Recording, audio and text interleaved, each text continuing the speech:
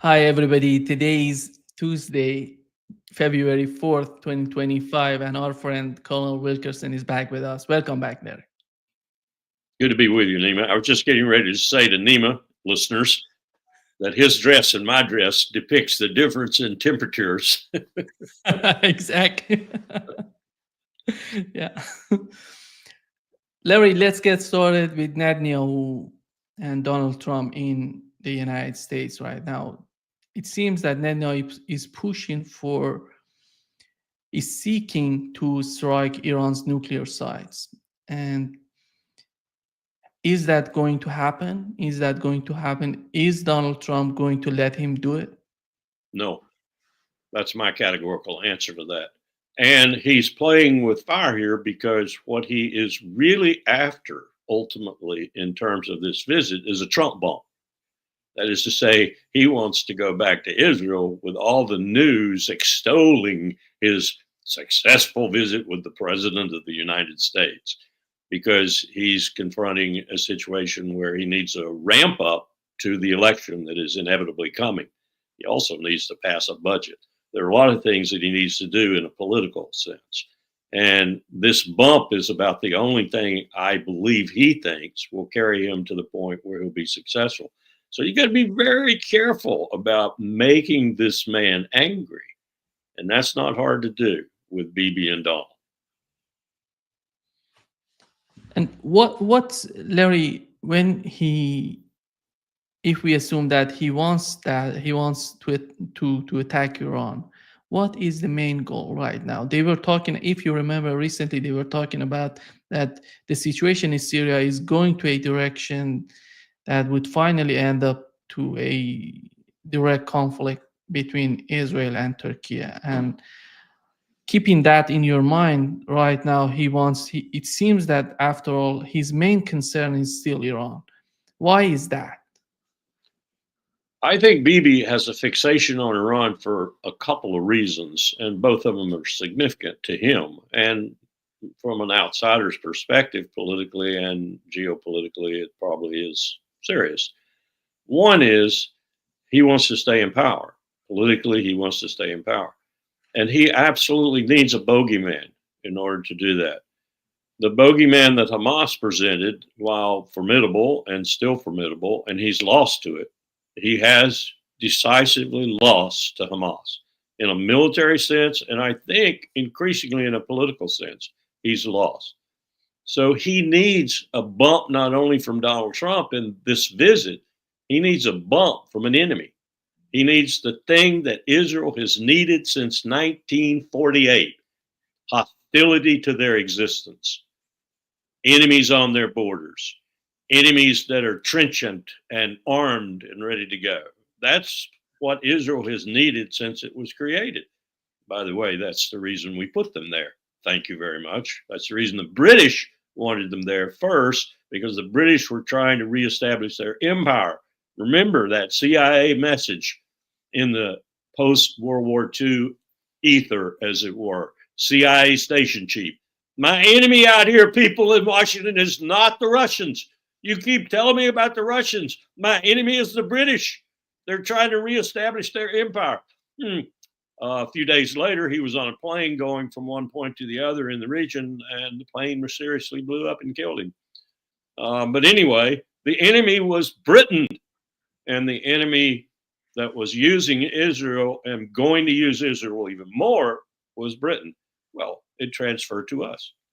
We got that great gift from God, Israel, and we've been driving them ever since for our purposes in the Levant. Our purpose, and this is a long answer to get to your original question, our purpose is not a war with Iran, but Bibi's purpose is a war with Iran. And he's going to find out that he's going to have to make a choice here in Washington as to whether he makes an issue of this in a way that resonates negatively for him and therefore loses the Trump bump, or he just gives up and accepts, he hopes, a Trump bump. I don't know how that's going to come out. We actually have a situation developing right now. And if we want to talk about Ukraine, I'll explore this with you. Stephen Walt sort of hints at this in an article, I think yesterday or the day before. Are we past Trump's peak power already because of the tariff business, because of the deployment to the southern border of these military forces, which aren't going to be able to do anything? We can talk about that too if you'd like. All the things that Trump has promised to do that he hasn't done, or that he did, like the tariffs, and then reversed, with the exception of the ones on China, Canada, and Mexico. They're there. Oh my God, avocados are going to cost $18 a piece. Up, I changed my mind. We've negotiated, we've talked, and look at what he got out of Trudeau. He got considerations. So, there is something to be said for this post-Trump power peak. We're already at it. Only a week or so into his administration, we're at his power dwindling instead of increasing. That's a problem too, though, for people like Musk and Vance and Thiel and others who want to do things like, for example, reverse South Africa's victory over the white people. But you are looking at a man who has lost a lot of what he originally said. And I think the really glaring point in that regard right now is Ukraine. Look at what he could have done. I mean, if he really is the person that he claimed to be during the election and during the campaign for the presidency, then what he should have done, don't even put Keith Kellogg in there except as a vassal. I'd put a younger vassal in there. But go sit down with Putin. Ignore Zelensky. Putin will sit down with him. Go to Moscow. My God, pull a Tulsi Gabbard. Go to Moscow. Sit down with Vladimir Putin and negotiate and come up with the framework and everything else. And as you're passing back by Kyiv, wave at Zelensky. I mean, that would have been a forceful president. That would have been a president intent on fulfilling one of his principal campaign promises. Meanwhile, you're doing that. You're greasing the skids with your talks with Putin by cutting off all arms and all money, period. Nothing is getting in. And telling your NATO partners, if you send anything in, I will punish you maximally, which Donald Trump is well equipped to do and likes to do. These are the kind of forceful things that would have been done by a president who was really concerned with fulfilling his campaign promises, and for valid reasons, transactional or otherwise. I don't care. But he hasn't. He's wishy-washy. He's mercurial. He's all over the map with some of the major things he said he would do. The only people really creating any havoc in that regard are the minions he appointed, which or whom I think he will regret having appointed eventually. The Musk in particular, because they're running around creating havoc where havoc is not necessarily necessary. Let's just look at the education department, for example. Hints that Musk is going to close down the education department. Okay, what are your plans for all the people whose jobs you're going to eliminate? What are your plans for this bureaucracy? Are you just going to let them out on the street? Are you going to deport them? What are you going to do? There's no plan. There's just this, I'm going to do this. I'm going to do this. I'm going to do this. I'm at this place. I'm at that place. USAID is going, he's even got Marco Rubio on his back now, because Marco Rubio, the proprietor of aid, if you will, USAID, is not too keen on eliminating them the way Musk is saying he's going to eliminate them. So it's a disaster, Nima, right now. It's a disaster. And I think Walt is right. We may be beyond the peak of Trump's power in his second term. Larry, getting back to the situation between Iran and Israel. When you look at the Iranian officials, they're talking about negotiations, making new deals, agreement, nuclear agreement. And on the part of Israelis, it's all about war and new conflicts. Here comes the question. That really is a conflict with what Mohammed bin Salman, who is really one of the people driving the situation in the Levant right now, if for no other reason, money, and Trump. That no war. You get a war in there with Iran, which could last 10 years, and you've got everything on hold. Everything MBS wants to do. And by the way, I would make my first trip not to Saudi Arabia. I'd make my first trip to Moscow to sit down with Putin and then go to Saudi Arabia. Anyway, sorry to interrupt you.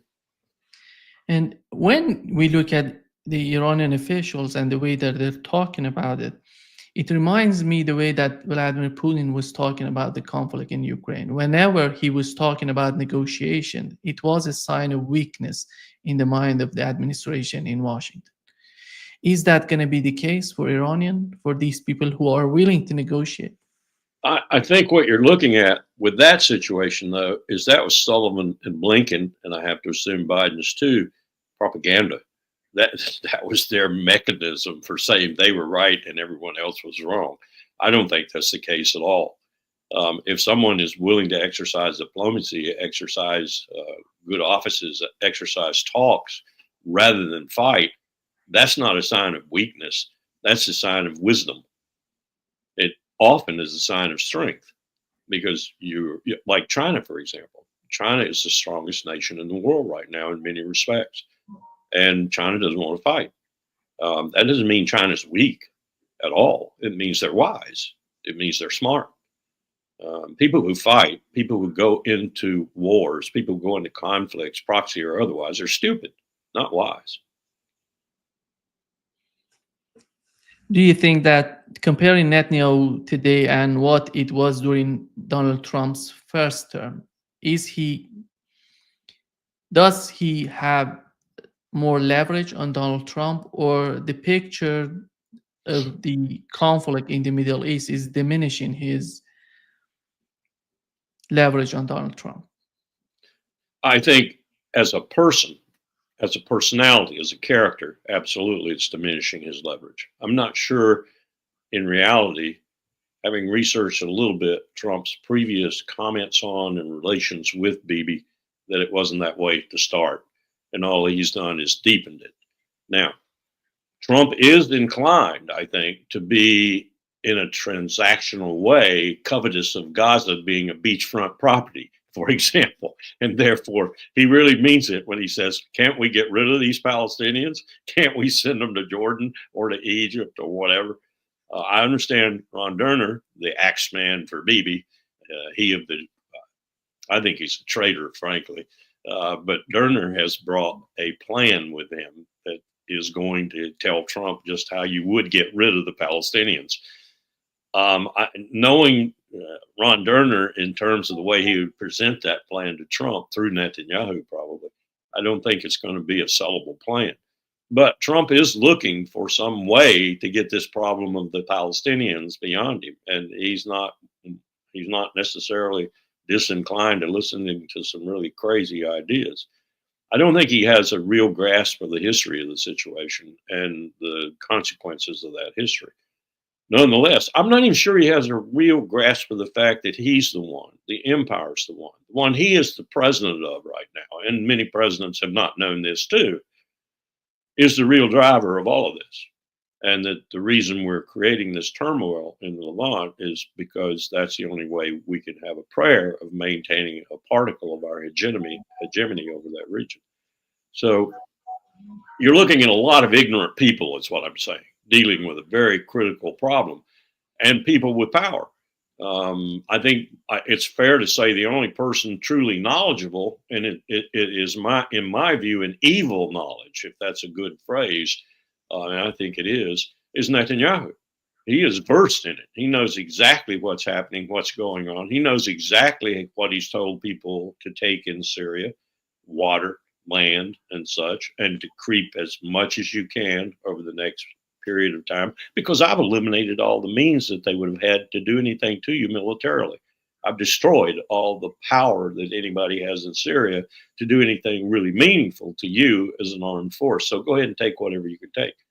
So he's got all these things, all these irons cooking, and at the same time, he's got a disaster in his political coalition. He's got the ultra-Orthodox coming after him because he's not compromising on the service agreement that was affected. He's got Smotrich on one angle and Ben-Gvir on another angle, both threatening to break up the coalition. They don't want to go to phase 2 of the ceasefire. Netanyahu really doesn't want to go to phase 2 too. They certainly don't want to go to the point where the IDF has to abandon Gaza, mostly, and someone else takes their place, whether it's American contractors or whatever, or the Palestinian Authority, who knows. But They don't want to go to that phase. They don't want things to end. They want to get through the hostage exchange and then resume the war. That's these people like Smotrich, Ben-Gvir, and I think ultimately Netanyahu. So he's got a real tiger on his hands right now, just maintaining power and staying in the government. Plus, he's got to pass that budget. Plus, he's got to deal with the criminal proceedings against his wife and himself, all at the same time. Now, I wouldn't want to be the dude. I'll tell you that. He's got himself in a real mess, and he's lost this war. He's lost this war. He's not only lost it against Hamas, he's lost it against the powers that be in Lebanon. And at no time in either of these ceasefires, the one with Lebanon and the one with Gaza, has he not killed people every 24 hours. So the ceasefire to him is just a lull in the killing, not a cessation to the killing. And of course, he's picked it up in the West Bank. If we assume that Netanyahu really wants a direct conflict with Iran, Larry, let's assume that. Good assumption. Good assumption. I think. Can they put troops on the ground in Iran? Are they capable of fighting Iranians on the ground?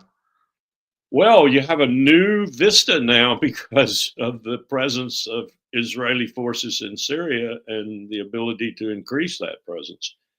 I don't think, though, that given the strains on the IDF for the past 15, 16 months, partly in Lebanon and partly in Gaza, that's a force that could take that on. I really don't. So I think Netanyahu still thinks, and this is a problem Israel has. It has this abiding faith in bombs. That's the best way to put it. It thinks that 100 plane strikes and F-15s and F-35s and all this air power, it's bought this proposition that you can influence states significantly by bombing them, and that you can influence events by bombing other states. That's true to a point, but it's to a point where often you make them more angry and more willing to stand up to you under any circumstances than otherwise. And you don't really accomplish your purpose, which in this case would be to destroy the underground nuclear facilities, the most dangerous facilities. And by the way, throwing another wrinkle in this, it was just announced this morning, I think by an individual at MIT, if I remember right, that Iran has stumbled on, serendipitously, apparently, they weren't looking for it, but they found it, another way to create a nuclear weapon.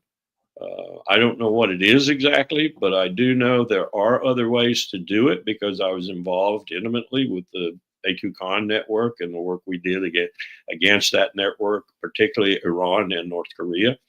So I know there are other ways than the established ways to build a nuclear weapon. We were very fearful of that with regard to terrorist groups, for example, should they discover some of these ways. So that throws another wrinkle into it that says this way is even more impregnable than the other ways that they might have had, uranium or plutonium. And so you're not going to do it with air power. Bibi, you're not going to do it with air power. And the response from Iran in this case might be something you are not counting on at all, should they really get angry and decide to hell with the United States. We don't think they're coming in, but even if they do, to hell with them, we're going to get Israel. So Bibi is asking for something that I think, is going to be very surprised if he gets it. And I don't think he's going to get it, because I don't think even Donald Trump, as little knowledge as he has of the region and the reasons for what Bibi's doing, is going to go along with it. And I certainly don't think the Pentagon that I know, now, I don't think Hegseth could have changed it that rapidly, is going to do anything but say, "Niet, Mr. President, we do not want to do Iran." Have you, by chance, have you read the piece in the New Yorker magazine by Dexter Filkins about the U.S. military? Very good piece. Dexter's a pretty good writer. Very good piece, and it essentially lays out what some of the problems are with the U.S. military right now, and there's significant problems. And this business of sending 2 brigades, 4th Mech, 82nd, and a division, the 10th Mountain Division, down to the border, is pure nonsense. The border is 3,100 miles or something like that. No, 2,150 something. I'm thinking kilometers, 3,100 kilometers, whatever. It's got the Rio Grande, we call it. They call it the Rio del Norte, I think. It's got the river that runs the Colorado, I guess it is. It runs along the Arizona border. So you're looking at a border, and there's some 18 miles or so of ocean and 12 miles on the other end. You're looking at something that would take about, if you were going to secure that border, it would probably take 25 divisions. And he's sending these few troops down there.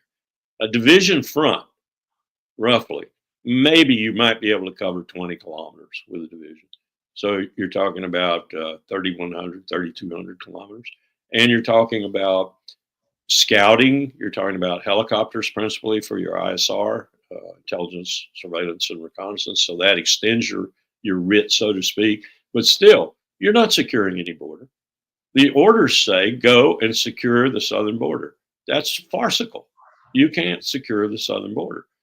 And you get those cartels pissed off. You get those cartels in Mexico angry at you with all the armaments that they have. And you send American forces in there, like Hegseth has suggested he might do, to strike the cartels in Mexico. Not only are you making an enemy of Mexico as a state, you're making an enemy of some of the most formidable forces in the Western Hemisphere. And you think they're not going to take you on when you do that? I'm sorry. You're going to get a surprise too. Maybe a surprise like the one Bibi gets if he tries to take on Iran all by himself. Larry, last time Netanyahu was in the United States, his army were assassinating people in the region. Right now, he's in Washington, and he wants to talk with Trump, and we see the situation in the West Bank. What's your understanding of what's going on in the West Bank? He's doing everything he's doing what he did in Gaza, but he's doing it on the West Bank, and he's doing everything he possibly can as fast as he possibly can because he wants it to be a fait accompli. Now, in terms of the settlements, I think I've listened to a lot of experts who know a lot more about it than I do.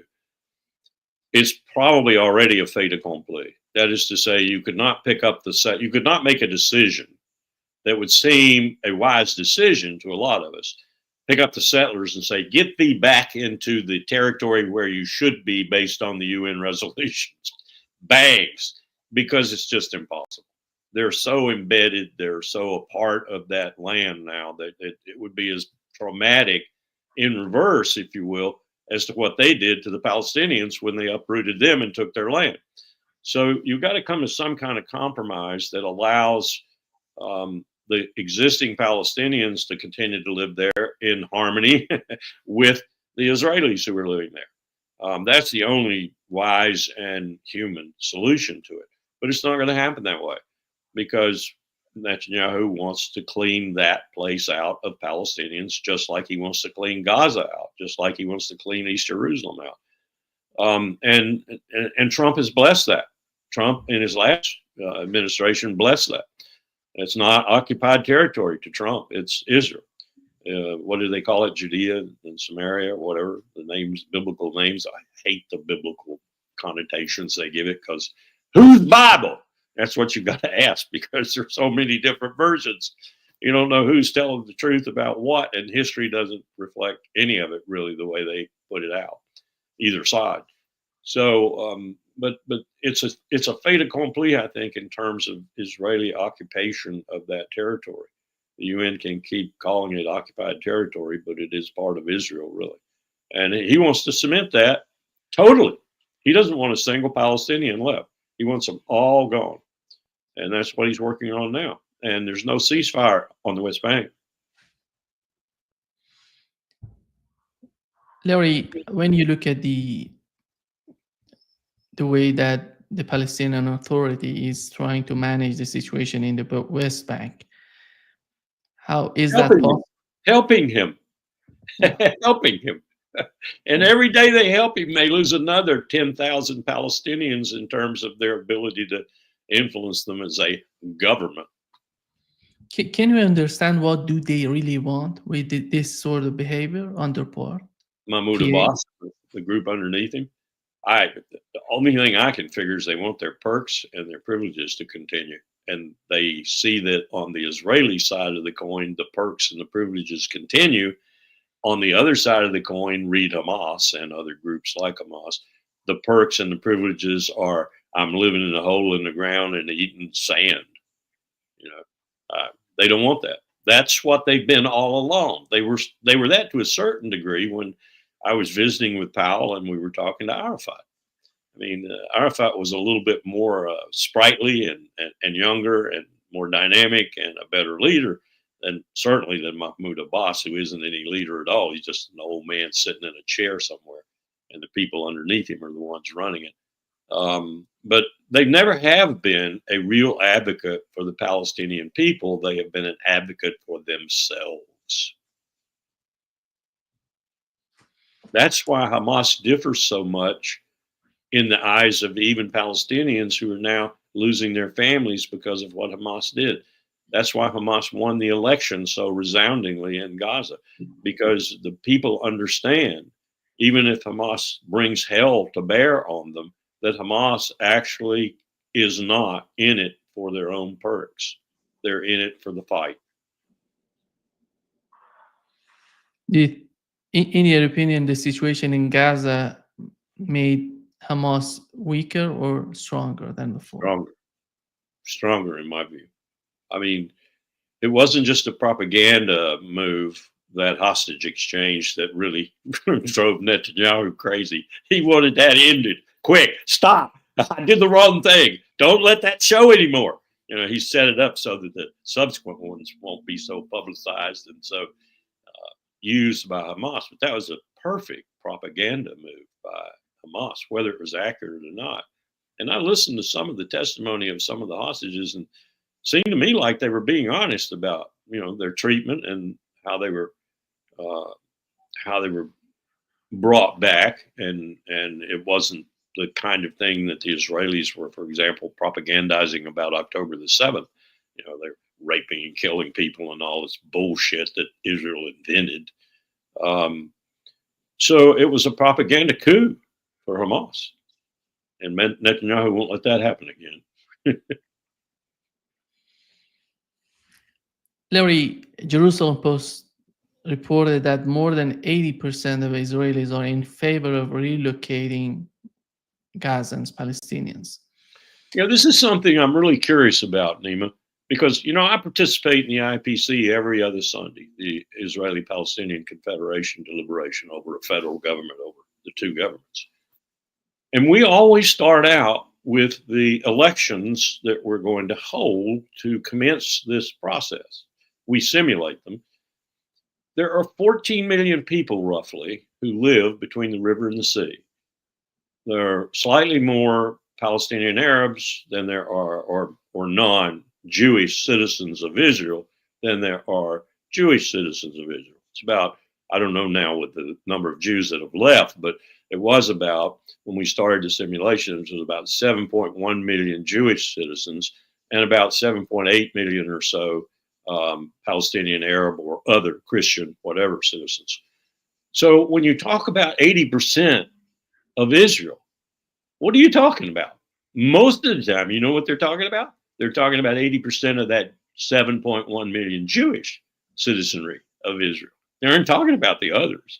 Because if you talk about the others, the percentages change dramatically.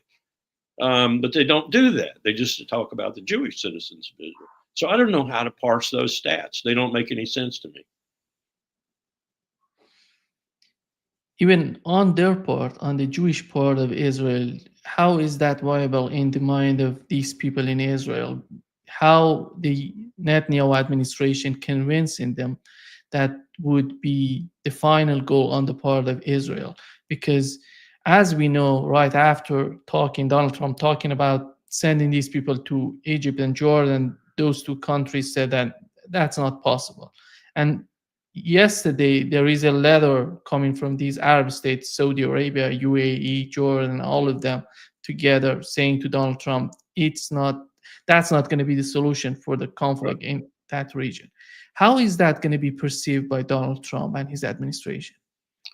I think that puts a little wrinkle into, if not a wrench, into his transactional beliefs, because he wants that beautiful strip where he could build hotels, on the Mediterranean. He wants that to be done and to belong to Israel, because they'll develop it best and they'll be most amenable to his wishes to develop it. So it's a shock to his system and his transactional nature, I imagine, and maybe it's one of the reasons I guess he's going to visit Mohammed bin Salman again pretty soon, if not the first official state visit in his second term in office. So you could say that was coming. So why didn't he realize that? Because he's got lousy advisors, and because Miriam Edelman isn't the best advisor in the world, no matter how much money she pays. So what is he going to do now?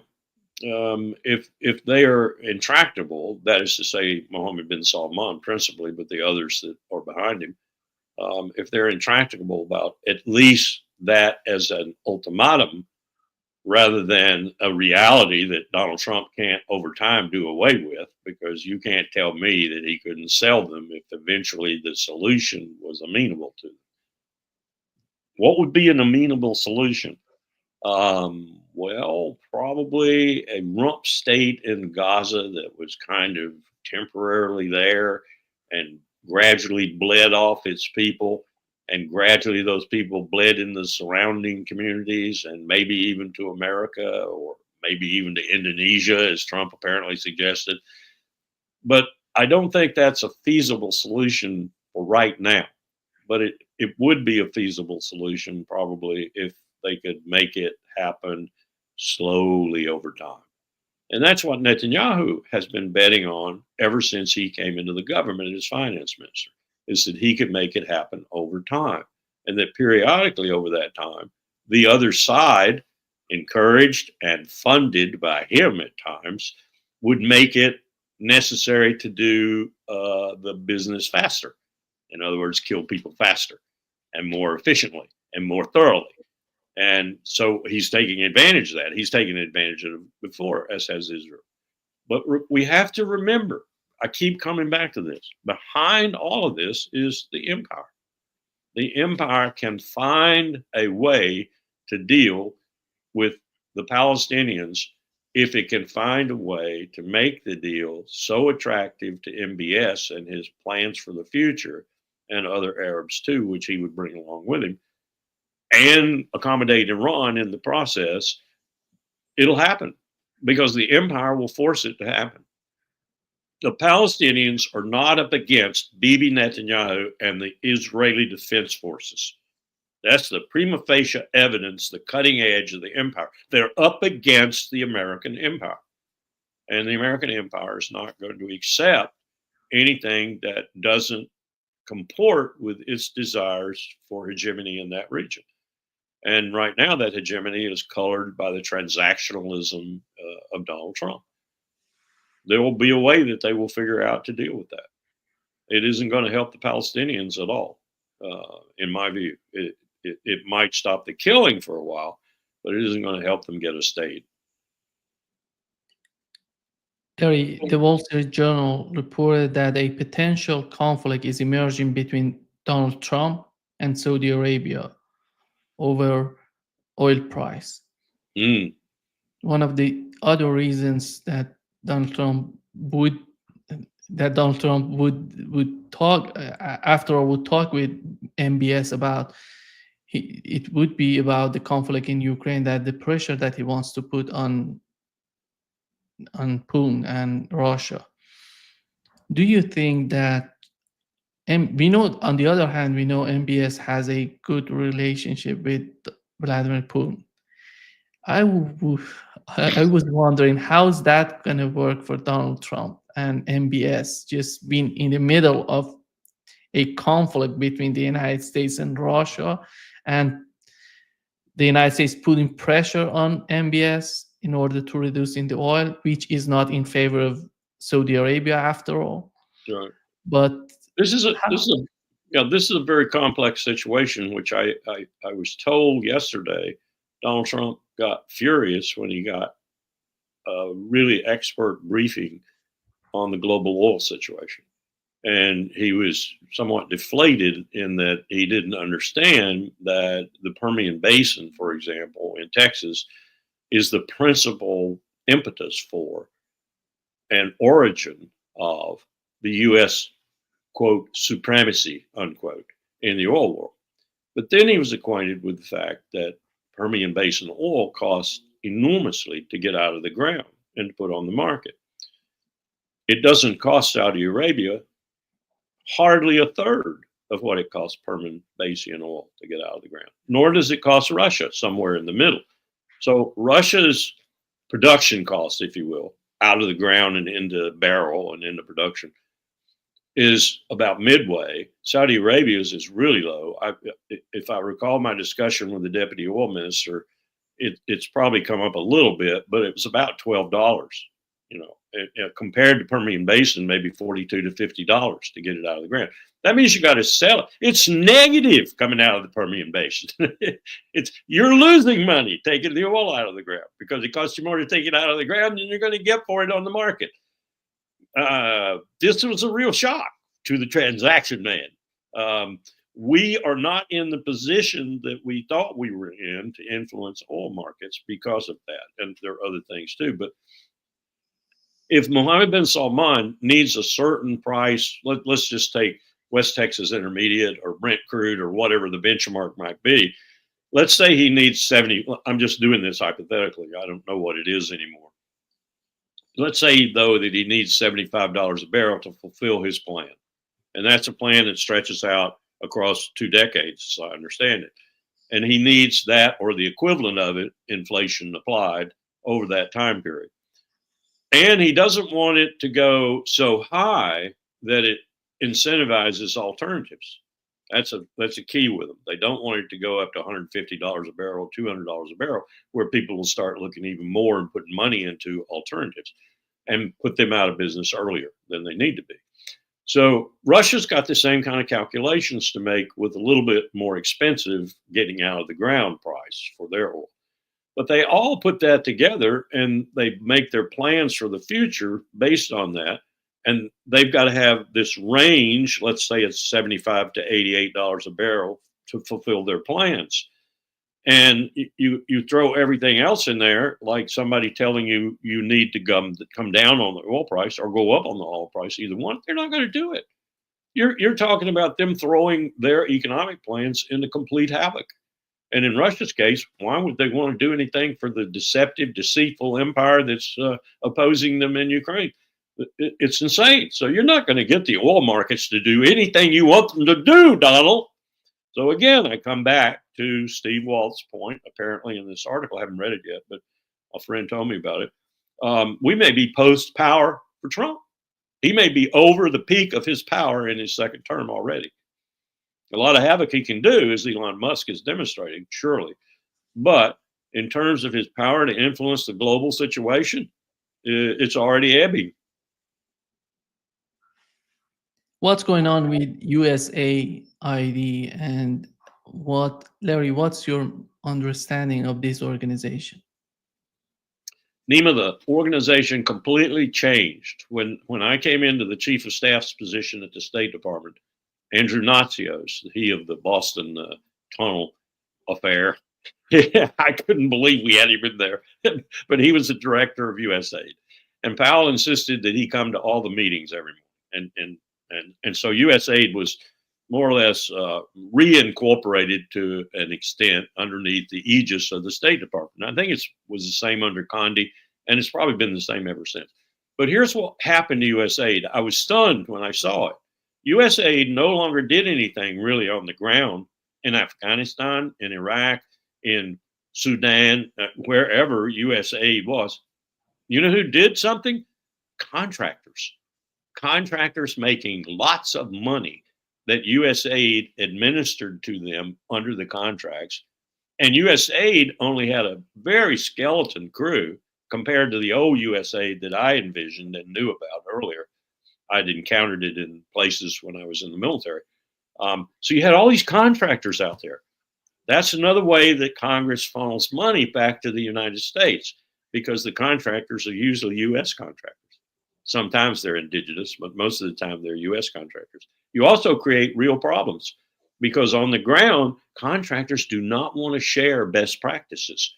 Contractors do not want you working over here in this province to know what they're doing in this province, because you might steal a march on them and get the next contract and make more money.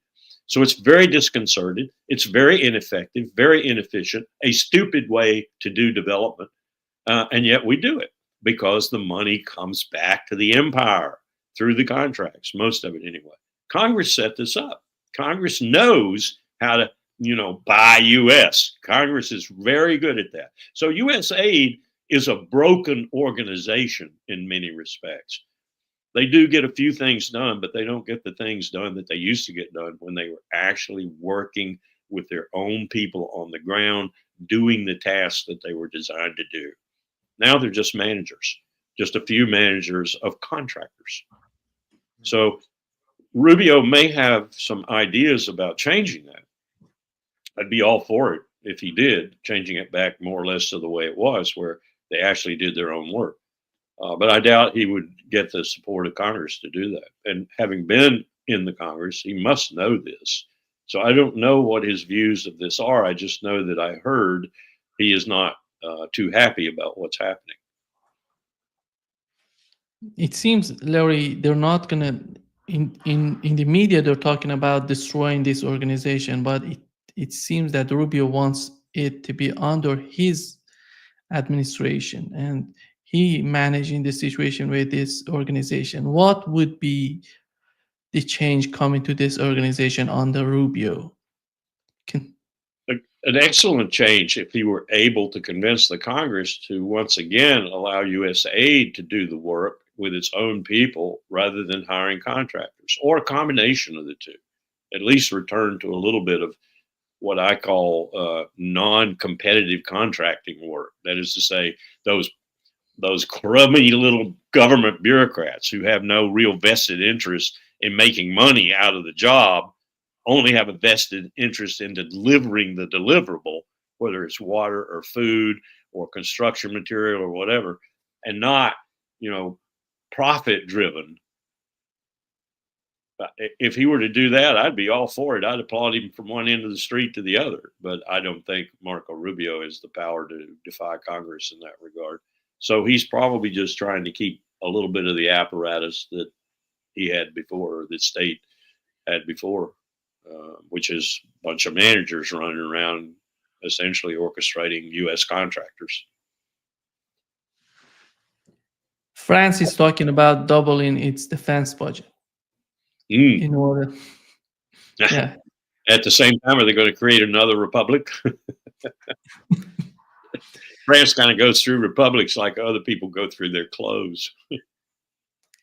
Larry, what is the main reason of increasing their defense budget while we know that there is no threat coming from Russia or China? And we know, on the other hand, the situation with their economy is so dire, and people are so unhappy because of these changes, political changes that are happening all over Europe, is because of the economy is not doing well in Germany, in France, in other countries.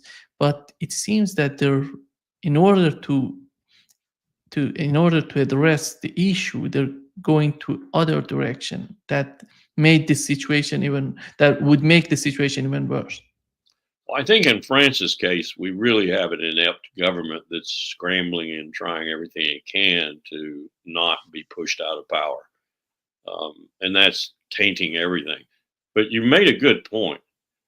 I saw an economic analysis which was very convincing, that demonstrated to me that if, for example, the major powers, European powers of NATO, were to even meet within a percentage point or so, Donald Trump's insistence on their defense spending, that most of the social programs that make Europe a standout region in the world today.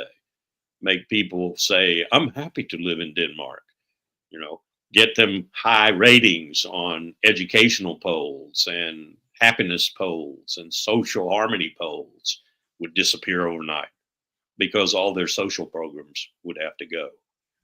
If they went to say 5% of GDP on defense, forget your social programs. They're gone.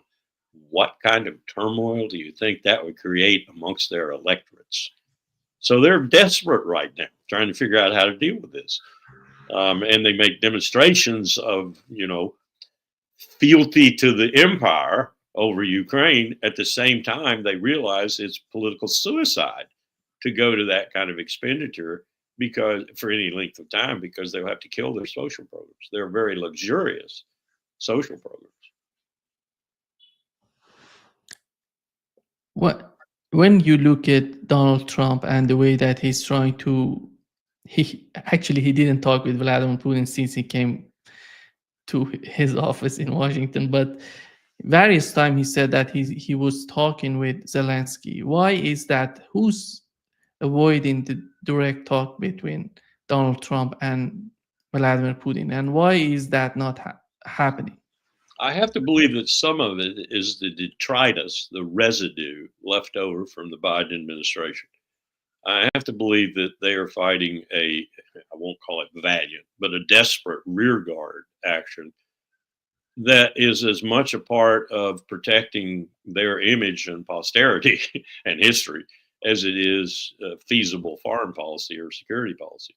And that the Trump administration, to a certain extent, has fallen for some of it. Even Donald himself has fallen for some of it. You know, when people come in like Chicken Little with their hair on fire and say, the sky is falling, you can't do this, Mr. President, then, you know, there's got to be some listening to them, especially if they're the people that just exited the administration.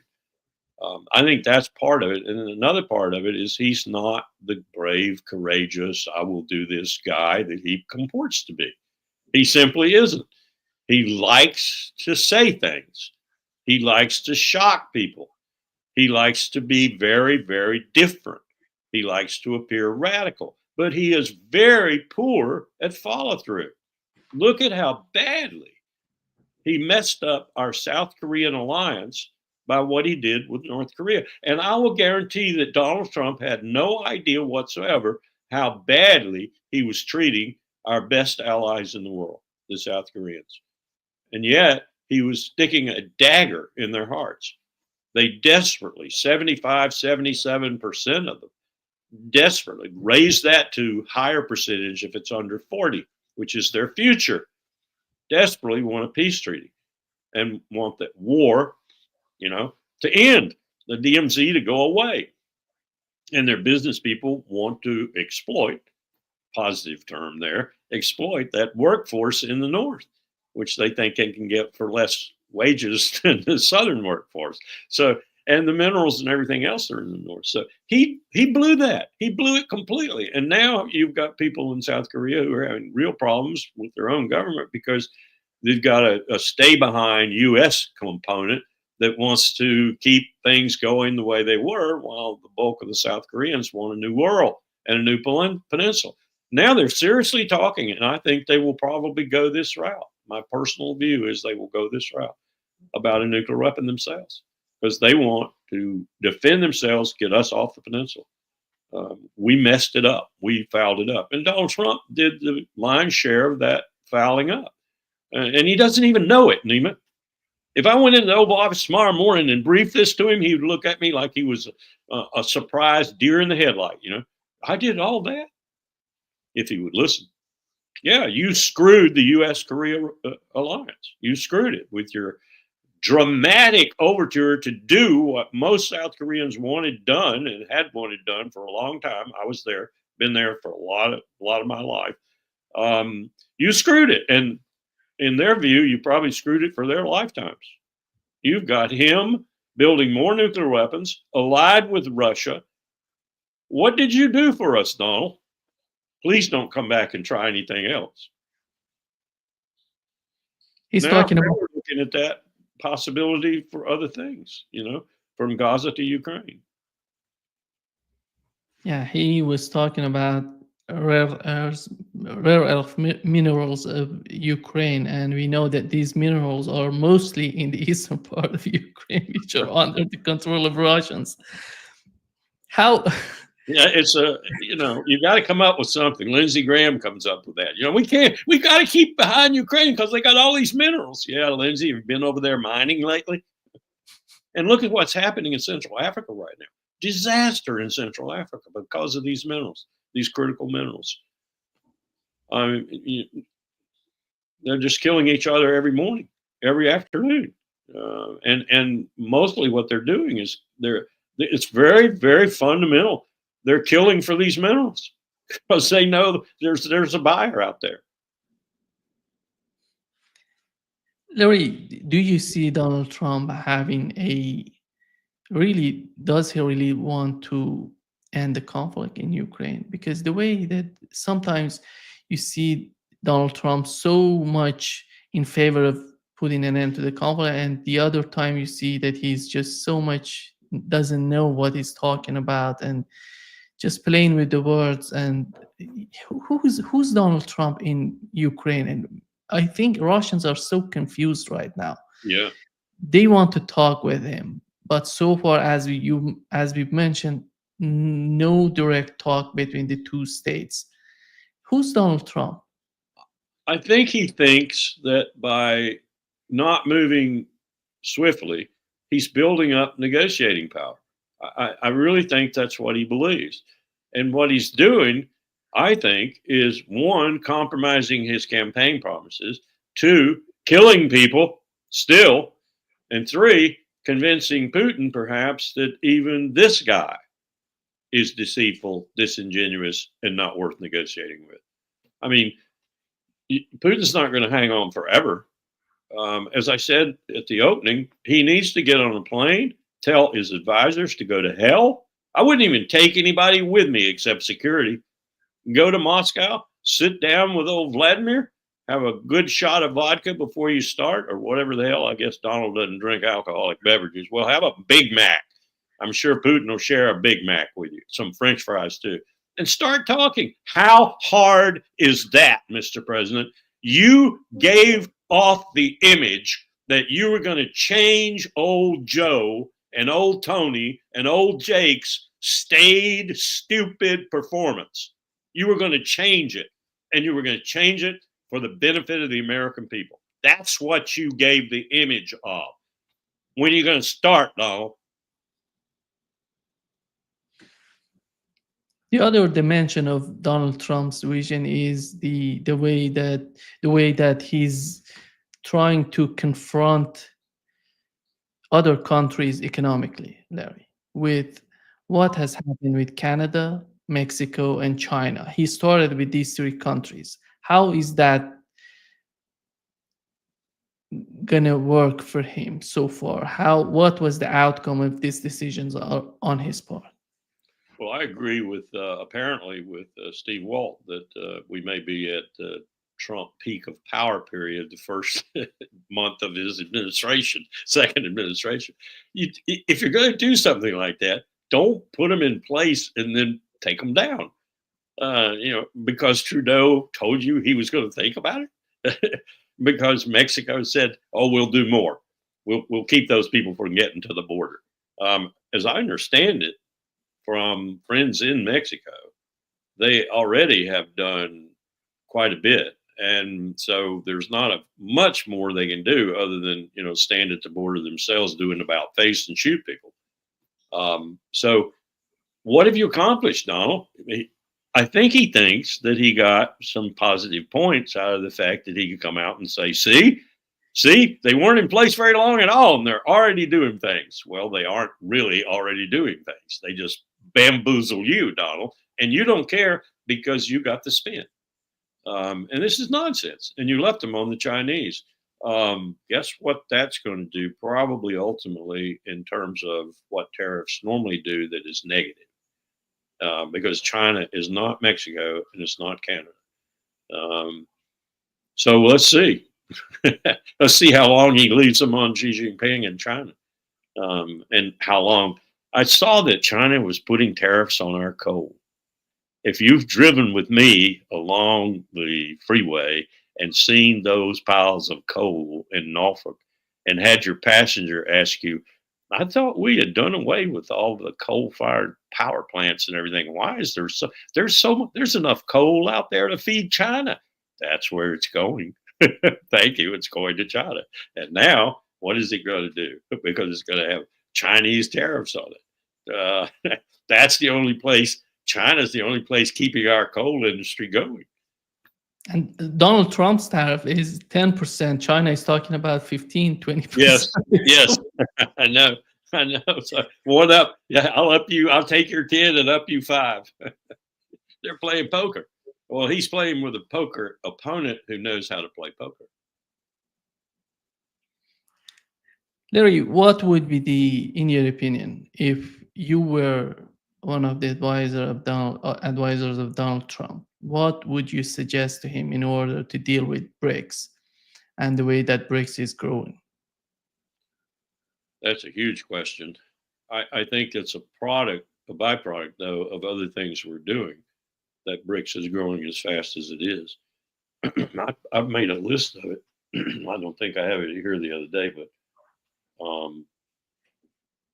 I put down the GDPs, I put down the populations, and actually put down sort of a Forbes forecast for their economy over the next 10 years or whatever.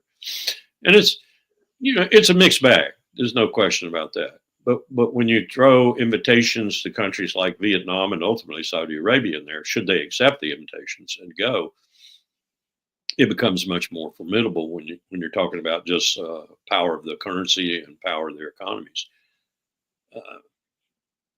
Is it a formidable opponent of the empire? I don't think they want to be an opponent of the empire. I just think that some of the empire's actions of late in particular have caused this momentum to accelerate somewhat. I think what they're really looking for is as the Chinese said the other day when they brought the case in the WTO, either you use the World Trade Organization and the mechanisms that are there and don't abuse them so much, or you don't use them and you replace them with something else, or you go into anarchy, trade and commerce anarchy. We prefer you don't do the latter, but we prefer you do one of the two, the former. Either go by the system or let's replace the system. Let's get together and have a new trade arrangement in the world. And that's probably the major motivation behind this BRICS group, because they see us as being an opponent of that, because it smacks of diminishing our hegemony, which doesn't exist anyway. I mean, it's a chimera. We do not have global hegemony. We do not. We don't even have hegemony over a lot of the places where key allies are, like Japan and Korea. China's hegemony there is well established. They just don't put it in your face. They do in the South China Sea. And they do in the South China Sea for very good military reasons. If you look at our Gulf of Mexico, our Gulf of America, then you understand why we feel the way we do about that body of water. Well, transfer that over to the South China Sea and you say the Chinese fleet cannot even get out if you don't have that water secured or relatively secured. And so that's why they're doing what they're doing.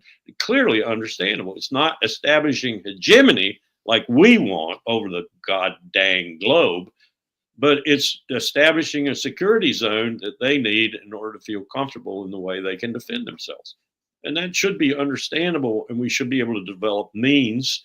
We have the means, freedom of navigation, to penetrate that zone when we want to with no fear of being attacked or whatever. So I just don't think they have the same attitude we have about hegemony. I think they want trade, they want commerce, they want a currency that doesn't treat them too badly.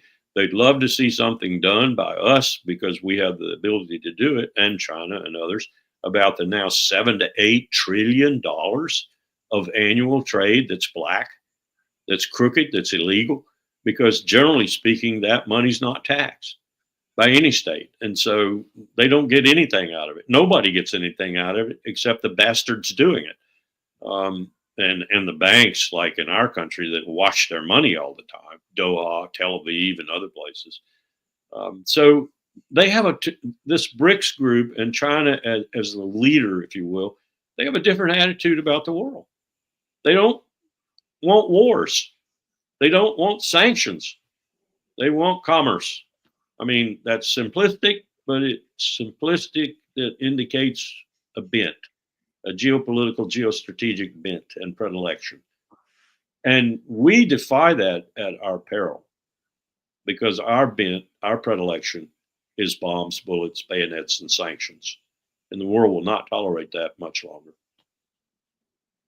What's so positive, in my opinion, about the Trump administration is that they're not willing to, at least from what we've seen so far, to go and make new wars militarily. But when it comes to an economic war, that could happen. No problem with that, as long as you don't kill anybody. But Yeah. Well, they think they have the high ground, see? They think they have the world's reserve currency, the world's transactional currency, the world's currency that no one really can do any business of substance without. They think that gives them the high ground, not only to go $50 trillion in aggregate debt and to dump another $5 trillion in, thank you very much, with new banknotes every year, and pay $1 trillion interest payments on that debt, coming to $2 trillion within a decade. They think even with that, they have the high ground. I got news for them. When it happens, the rug is going to come out from under their feet so fast that they'll be on their back with their butt broken. But, it takes a lot of people who really are fed up and really want something different to make that happen. And they're not inclined to be bellicose about the way they're doing it. They just aren't, like us. If it were reversed and we were doing it, we'd just bomb the hell out of everybody and say, "Did you like that? We'll give you some more tomorrow morning." That's not their way of doing business. It's not. They're gonna beat you if they beat you, economically, financially, trade wise. And you're right. Trade wars are only in many respects, they're only a tool that is seen to be beneficial. Ultimately, it's probably not, by the empire, by the hegemonic seeking empire. And particularly with people like Trump, who do it just because they can do it. It reminds me of the Athenian in Thucydides, when the Melian looked up and said, "Why are you doing this? Why are you killing all our men, women, and children and everything?" Because we can. And you look at NAFTA, the agreement between the United States, Canada, and Mexico. Donald Trump already negotiated the agreement. Yep. Right? He says, "That's not good. Yeah. I'm gonna get rid of." How? Because he's playing with the limits, and he goes to the limits of any sort of agreement to gain everything possible for the benefit of his administration. Here comes, I think that would be a positive sign when he started with Canada, Mexico, and China, because that would give him a very good response, a feedback that can bring him to some sort of sanity in the way that he's going to treat BRICS. Or BRICS is a bigger organization. If he wants to fight BRICS, he has a better understanding with these new tariffs on these three countries. And I think he must.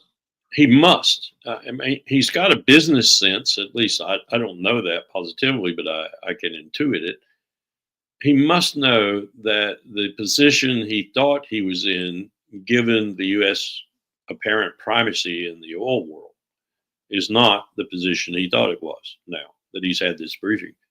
And without that to undergird everything else you're doing, and your currency getting weaker and weaker as you go along, even though what you might be doing is counterintuitive in the sense that it's increasing and making your dollar stronger and therefore hurting your own exports.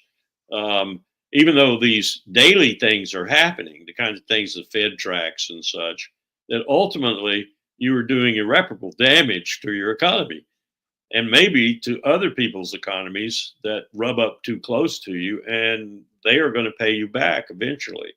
And they're going to pay you back by these alternative groupings that have different motivations about how trade should be conducted in the world that will ultimately be to your detriment. And that's what's happening. That's what's happening. And I think that's even more an indicator of that grand sweep of power shift that I mentioned to you earlier, going back to the East, than all the other things that are happening, the chaos, the wars, the arc of instability through Europe and down to the Persian Gulf and so forth. The real indicator is where people are doing business. You know, that one person told me, asked me had I been to Dushanbe recently, or to Samarkand, or to some of these other capitals in Central Asia, and had I seen, I was cocksure of myself, and I said, "Oh, you're talking about the 200-foot statues to their leaders and all this other stuff in gold plate or whatever." No, I'm talking about the fantastic hotels that would match anything on the on the Champs Elysees, match anything in Monaco, match anything in Paris or the United States or anywhere else in the world. In fact, surpass them. And I haven't been there in a while. I'm supposed to go to Samarkand sometime later. I don't know if I'm going. I'm getting too old for that travel. But they're telling me that Central Asia is just sparkling in certain respects right now. And under the Caspian Sea, I'm told by oil experts, under the Caspian Sea, there is enough natural gas, methane, and oil, traditional oil, to sustain this growth in Central Asia for 100 years. Get the pipelines in place and such. And that doesn't take into account climate change and what that may do to these prospects of energy secure future. But I'll tell you what, we don't have an energy secure future like that. That could be the biggest sign ultimately of this shift. It is shifting. Power is shifting. It's going back to the East where it came from. And you mentioned that, Larry, one of the main goals of this comprehensive agreement between Iran and Russia is addressing the Central Asia. They're talking about a network of communication between all these countries. And we have this corridor, north-south corridor from Russia, Azerbaijan, Iran, then India. It's huge changes are happening in that region, and it doesn't seem to be understandable or at least discussed in the West. I think it's discussed, but I think it's discussed principally within national security circles, and it's discussed in terms of what can the CIA and others do to disrupt it, or to put a monkey wrench in it, because we don't like that. It's almost as simple as we don't like lines that go north and south in a region, or south and north in a region over which we don't really have any control, significantly speaking. They can go east and west as long as they debauch in the Mediterranean or somewhere near Israel. They can do that, but then we've got to have major interest in controlling that flow and that output. And as long as Turkey's doing it at Ceyhan, that's okay, things. But we don't like those ones that run up and down and are strictly in the region that is growing in power and diminishing our power. We'd be out there doing what we can. I guarantee you we're out there doing what we can to slow down construction, to put a monkey wrench in it, to give alternatives. Oh, we can do a deal for you that'll work this way, If you go back and you read that Frankopan's book about the new Silk Roads, the new history of the world, you see how in rudimentary fashion, the Russian Empire, the Persian Empire, the Western Roman Empire, the Eastern Roman Empire, how they all did these sorts of things with similar critical strategic resources back in those times. They were a little bit ruder and a little bit more simplistic but they were within the technology of the times. We have a whole lot of new technology now. We have technology. We have AI. We can put things on pipelines, for example, that disrupt everything. We can blow up undersea pipelines. We can cut that cable that carries 95% of the world's internet traffic anytime we want to. 95%. We keep a very close eye on that cable 24/7. I bet we've got divers trained. I hope that the United States under Donald Trump would choose a better solution and cooperation, maybe for everybody. That's going to work for everybody, not just for the United States altogether. Let's see what would be the influence of, because on the other hand, we know that Elon Musk is investing a lot in China. How is that going to play for the United States? Is he going to lose everything in China, or Well, he's going to? these guys, they always have chips in both camps. They have no problem with shifting their flag. When the rats start leaving the sinking ship, they will be with the rats. They won't be with the rats. They'll be in their own yacht sailing off to the new empire. They will survive. You know, they're the Rothschilds and the JP Morgans and all these people who, the BlackRocks and state groups. And, oh, God, I can't imagine Germany might elect this Merz guy's former CEO of BlackRock as their new chancellor. Yeah. Oh, well, that's great for the German economy. That's great for the German economy. Yeah, right. BlackRock has been really good for the German economy, hasn't it? Yeah. You have more billionaires now per capita than you ever had in your entire history. How is that an indicator of your people's health and benefits? How is that an indicator of your taking care of your society the way Germans thought their society post-World War II really should be taken care of? How did you get to this point, Germany? That would be my question if I were given the place to stand and ask it in Germany, in the center of Berlin. How did you get to this point where a former CEO of BlackRock is the best chance for being your new chancellor? I think Germany is one of the countries that gonna suffer huge problems in the near future, and that's not going to get better. That's not going to get. We did AfD. They're talking about that they're going to get back. They're going to, but it's not that simple to get rid of these problems that they have created by themselves, not anybody else. And we should have learned. The world should have learned, but certainly Europe should have learned. I'm sure Russia has learned that a disgruntled, disrupted, disorganized, disillusioned Germany is not in anybody's interest. Yeah. Thank you so much, Larry, for being with us today. Great pleasure as always. Yeah, we're just the doomsday people, aren't we? I had some dude tell me the other day that we could have a nuclear war and it wouldn't destroy anything much. And I said, describe anything much. And he said, well, you know, all these people who are these naysayers who, like Dan Ellsberg and others, who say it'd be the end of human civilization or set us back 100 years or whatever. They don't know what they're talking about. I said, and how many nuclear wars have you been in? Yeah. Thank you, Larry. That's the kind of talk that really does scare me. Exactly. Yeah. I hope that Donald Trump would get some sort of treaty between Russia, China, and the United States. That would be great as well. That would be a great thing to spin off of these talks about Ukraine. You know, Vladimir, there's another issue I want to talk to you about here. How about if we get a real treaty regime going now? Bring in all the nuclear weapon states. You can bring in North Korea. I'll bring in Israel. You know, let's get them all. Yeah. That would be great. Yeah. He could really make a reputation that would stay in the history books for a long time.